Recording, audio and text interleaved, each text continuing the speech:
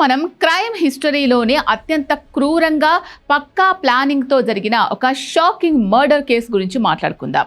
పూణేలోని ప్రసిద్ధ లోహాగఢ్ కోటపై జూన్ 18న జరిగిన కేతన్ అగర్వాల్ అనే రియల్టర్ హత్య కేసు దేశవ్యాప్తంగా సంచలనం సృష్టించింది.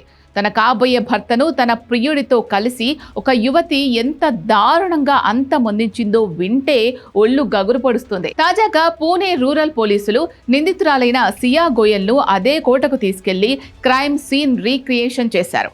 ఈ 3 గంటల విచారణలో పోలీసులకు ఎలాంటి షాకింగ్ నిజాలు తెలిసాయో ఇప్పుడు చూద్దాం.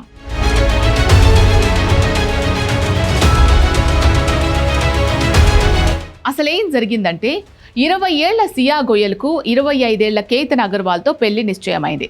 కానీ సియాకు అప్పటికే 22 ఏళ్ల చేతన్ చౌదరి అనే బాయ్ ఫ్రెండ్ ఉన్నాడు. ఒకవేళ పెళ్లి క్యాన్సిల్ చేసుకుంటే తన కుటుంబంలో గొడవలు అవుతాయనే భయంతో కాబోయే భర్త కేతన్ను పూర్తిగా ముగించేయాలని సియా తన ప్రియుడితో కలిసి ప్లాన్ వేసింది. దీనికోసం వారు ఎవరూ ఊహించని విధంగా లోహాగఢ్ కోటను వేదికగా ఎంచుకున్నారు. ఈ ఘోరానికి ఒడిగట్టే ముందు వారు ఆ కోటపై ఎక్కడి నుంచి నెట్టేయాలో కూడా ముందుగానే వెళ్లి ఒకసారి ప్రాక్టీస్ చేయడం గమనార్హం.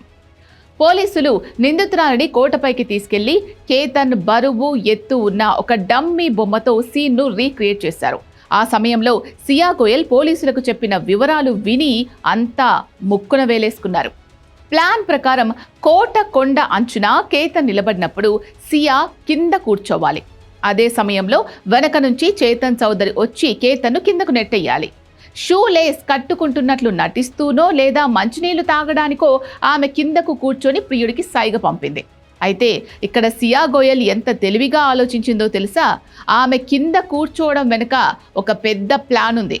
ఒకవేళ నిలబడి ఉన్నప్పుడు చేతన్ వచ్చి కేతన్ను నెట్టేస్తే కింద పడిపోతూ కేతన్ తనను కూడా పట్టుకొని లోయలోకి లాగుతాడేమో అని భయపడింది. అందుకే కేతన్కు తాను అందకుండా ఉండడానికే ఆమె పక్కాగా ప్లాన్ చేసి కిందకు కూర్చుంది.